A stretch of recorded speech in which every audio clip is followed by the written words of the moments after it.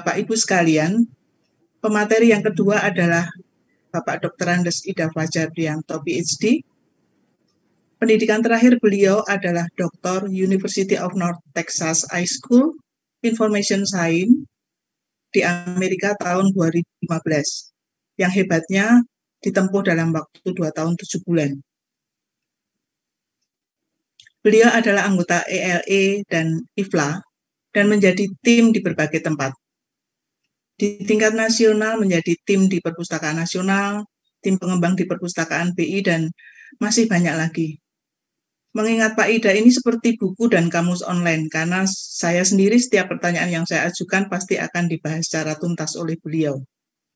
Sore ini beliau akan menyampaikan tema pemberdayaan masyarakat informasi, paradoks kehidupan di masa pandemi. Apa itu? Mari kita dengarkan apa yang akan dipaparkan oleh Pak Ida. Dipersilahkan Pak Ida, waktunya 30 menit ke depan.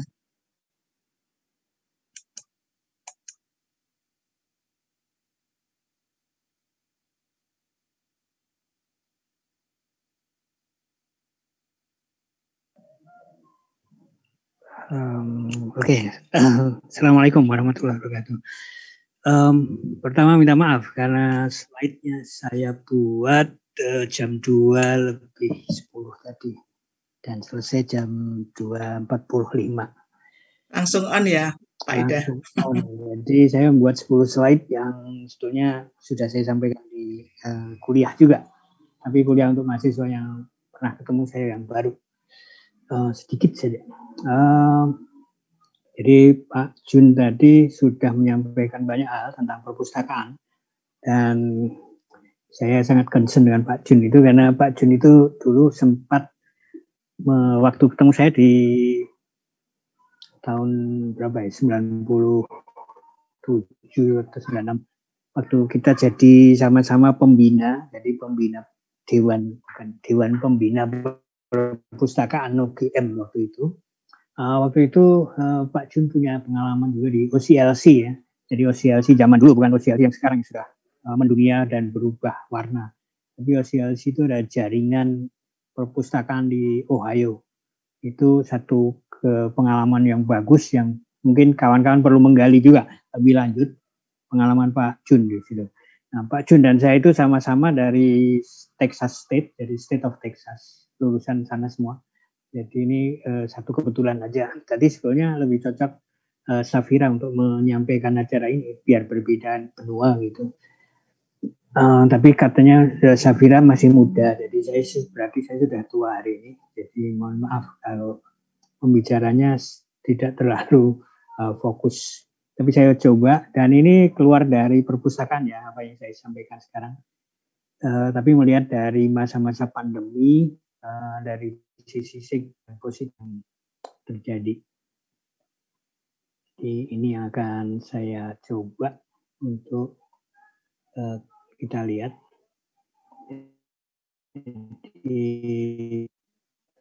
Di pemberdayaan masyarakat informasi, ini adalah judul yang saya sampaikan. Jadi paradoks dalam kehidupan di masa pandemi. Jadi ini adalah pengalaman kita dalam setahun.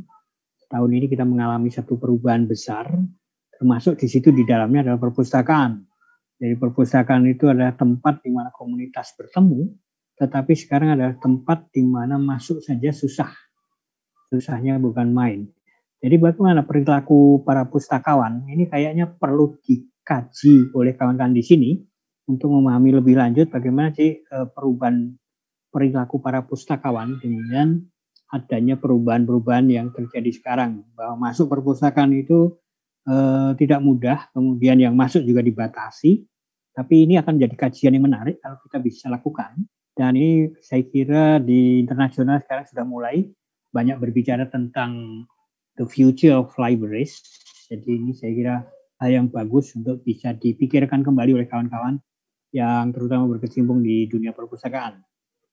Nah, pada sore hari ini saya berbicara tentang kondisi masyarakat secara umum.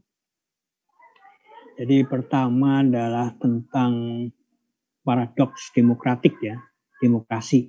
Jadi pertama ini saya sampaikan bahwa dalam komunitas sosial itu biasanya terbentuk dalam teknologi atau aplikasi, sehingga mereka mempunyai satu grup, misalnya WA grup MIP misalnya, yang sering sepi itu nggak tahu. Mengapa MIP WA grup itu sepi? Itu karena mungkin kesibukan mereka di perpustakaan. Jadi kesibukan kawan-kawan di perpustakaan itu akhirnya membuat MIP grup itu sepi. Tapi masing-masing punya grup juga di grup per angkatan yang mungkin lebih ramai, karena kelompok sosial ini terbentuk dan memiliki identitas yang lebih sama pada setiap angkatan. Tapi kalau angkatannya tadi ketua keagama MIP dengan angkatan yang baru misalnya, itu mungkin agak jauh ya, karena selisih 17 tahun. Mungkin generasi yang berbeda itu membuat komunikasi dalam kelompok sosial ini kurang bagus. Tapi sebetulnya kalau bisa disamakan, saya kira akan bagus. Jadi dalam demokrasi teknologi itu biasa juga ada perbedaan-perbedaan yang terjadi. Nah, bagaimana kita bisa mengangkat subjek tadi, seperti yang disampaikan Pak Jun, subjek seperti perpustakaan itu di dalam satu demokrasi teknologi. Jadi grup-grup ini bisa kita kembangkan untuk membahas berbagai persoalan. Nah, yang terjadi di kita adalah karena dalam demokrasi teknologi itu seringkali terjadi perbedaan-perbedaan, dan kadang-kadang harus karena perbedaan pendapat misalnya itu kemudian memunculkan ya penghapusan teman, kemudian yang terjadi juga bisa jadi sama-sama di dalam media sosial dan berkawan, tapi menunjukkan ketidakberkawanan misalnya. Itu juga terjadi di dalam kehidupan kita sekarang. Jadi kita kadang-kadang memblokir orang di dalam satu grup biar mereka tidak bisa tahu misalnya gitu. Tapi ada juga yang posting-postingan itu muncul tetapi dengan nuansa negatif misalnya. Sebetulnya ada yang dituju di situ. Nah, ini adalah hal yang terjadi di kita, apalagi di masa sekarang di mana teknologi informasi menjadi satu kebutuhan penting sehingga orang larinya ke situ. Dan yang paling menyakitkan itu adalah ketidakberkawanan di media sosial. Dan itu kemudian dihadirkan di dalam dunia nyata. Jadi karena terjadi cekcok di dalam WA misalnya, kemudian nggak jadi kenal di dalam dunia nyata. Ini juga terjadi. Nah, digital literacy yang terjadi sekarang itu masih banyak sebatas teori. Prakteknya belum fokus pada pemberdayaan masyarakat informasi. Ini yang saya amati begitu. Jadi kita banyak berbicara tentang literasi informasi, kemudian menyangkut digital literacy, tetapi masih banyak dibahas dalam sebatas teori saja. Tapi kita belum sampai jauh ya. Jadi misalnya kita kenal di dunia nyata, kemudian baru pakai Facebook, karena Facebook itu dipakai atau dikembangkan untuk mereka yang sudah kenal di dunia nyata, kemudian baru ke dunia maya.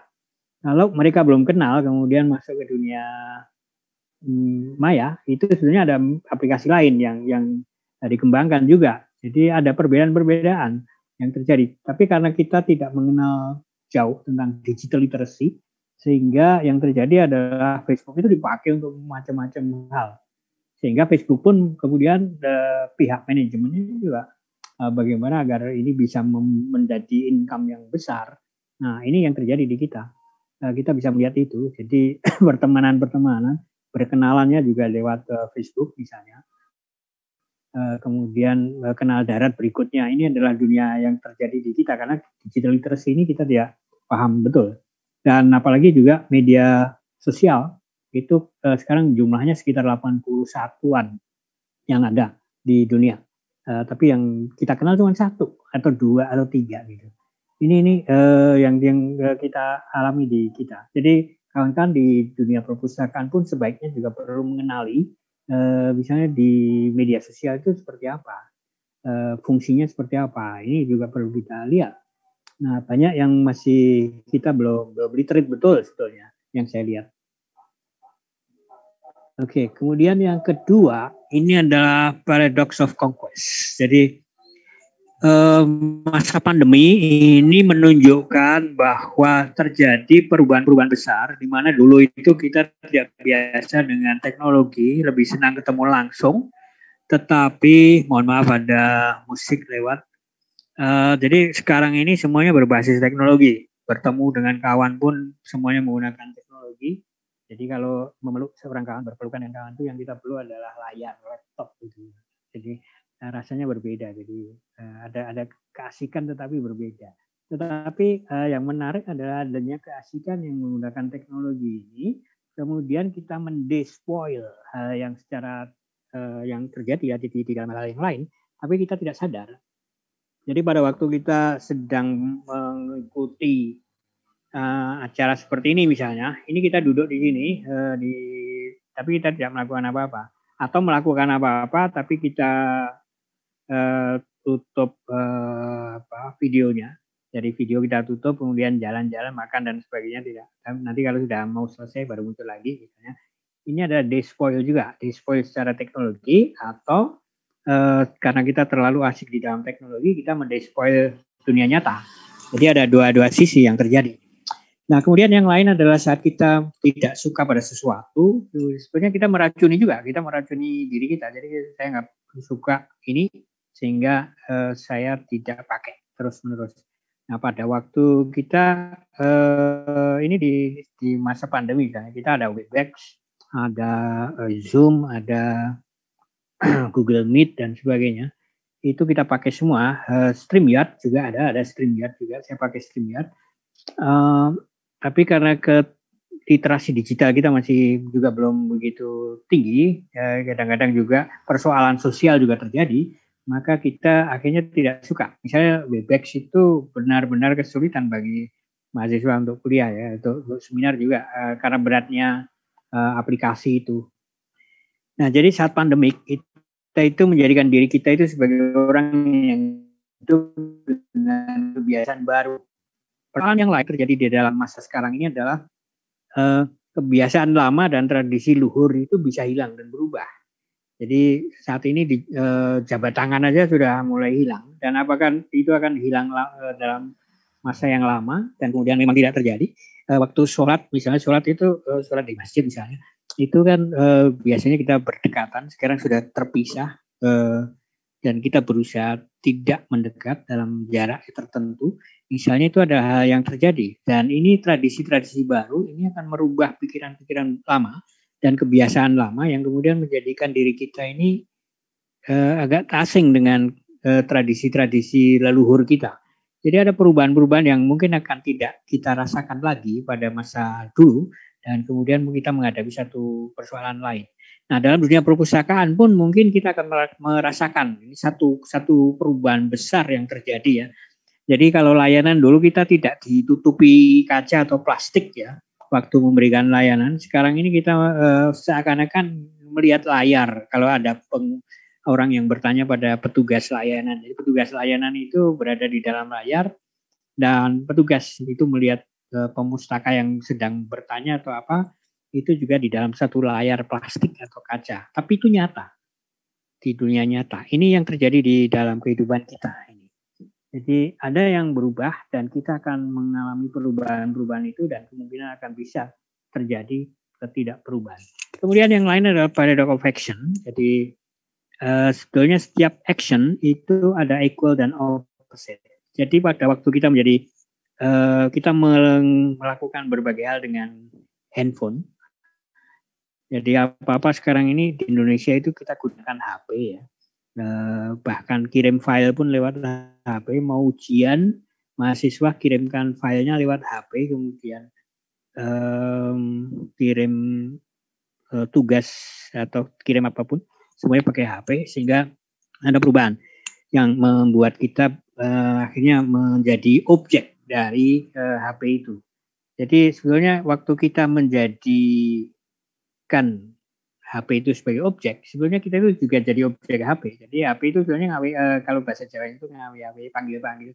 Itu loh ada pesan masuk, itu loh ada apa gitu. Jadi tangan kita kemudian mengambil HP itu. Jadi kita itu sebenarnya secara tidak langsung atau di dalam kontradiksi teknologi, kita itu sebetulnya menjadi orang yang jadi objeknya si HP tadi. Handphone itu menjadi subjek dan kemudian kita jadi objeknya HP. Walaupun kita merasa kita itu punya HP, kita menggunakan HP sebagai orang yang kita memaksa HP kita bekerja dan kita memperlakukan dia, tetapi sebenarnya kita juga diperlakukan. Jadi jangan kaget bahwa kita itu sebenarnya menjadi objek juga. Nah, teknologi dan pandemik itu membuat kita berubah pikiran. Jadi sulit untuk kembali ke masa lalu dan membuat kita makin kuat dalam kaitan teknologi, kemudian perubahan-perubahan juga terjadi sehingga kita kembali ke masa lalu itu akan sulit. Jadi kalau bayangkan kalau kita harus pakai SMS misalnya, itu akan sulit lagi. Jadi ada informasi-informasi masuk lewat SMS. Jadi pada waktu internet gak ada, itu juga kita kesulitan. Saat ini kita juga merasakan berapa pengeluaran untuk pulsa misalnya dari HP yang semakin tinggi. Kemudian berapa beban gigabyte dari HP itu sendiri. Rasanya HP itu dalam waktu yang sangat pendek sudah menjadi tua. Ini kondisi kita dan kita harus menjadi objek dari teknologi. Jadi kita menjadi objek dari teknologi. Jadi HP yang sudah 2 tahun 3 tahun mungkin akan terasa ketinggalannya. Nah, akhirnya kita harus beli. Jadi ditawari untuk membeli baru terus menerus. Nah, kemudian yang ketiga kata berikutnya itu adalah kompleksitas. Jadi teknologi yang diadaptasi itu akan mengganggu teknologi yang lain. Jadi jangan lupa juga bahwa kalau kuliah di kelas digantikan online, jadi yang saya lakukan saat ini kemarin saya coba menjajaki, ternyata memang bukan satu permasalahan sederhana yang dihadapi oleh para mahasiswa. Jadi kita kuliahnya adalah online, itu berapa pulsa yang harus dihadirkan, bagaimana teknologi yang dimiliki, seberapa kuat sinyal, kemudian seberapa kuat laptopnya, apakah baterainya juga termasuk di situ. Nah, ini adalah hal yang kalau disederhanakan bahwa kuliahnya menjadi online itu tidak bisa. Jadi kita harus pikirkan bahwa dalam online itu banyak sekali kompleksitas. Jadi kita katakan kita akan berubah dari offline di kelas menjadi kuliah online. Sebetulnya banyak kompleksitas yang terjadi, tetapi kadang-kadang kita menyederhanakan, dan menyederhanakan itu berarti satu hal yang akan berat. Jadi memahami berbagai sisi secara multidisipliner, jadi bukan interdisipliner dalam ini, akan sangat membantu memudahkan solusi atas masalah yang dihadapi masyarakat. Termasuk di sini membuat acara pelantikan keagama ini bisa dilihat sederhana ya. Jadi acaranya jam 3 mulai, kemudian selesai 3:30, kemudian acara dilanjutkan dengan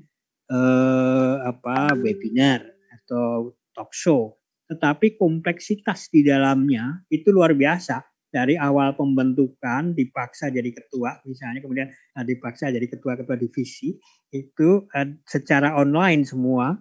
Kemudian proses pengangkatannya juga itu semuanya sampai jam 2 tadi masih deg-degan juga aja bagaimana prosesnya itu. Jadi bagaimana setiap individu sejak awal menggagas pembentukan keagama sampai acara pelantikan selesai itu kompleksitasnya luar biasa. Kalau dilihat dari luar judulnya sih pelantikan keagama MIP, sederhana aja.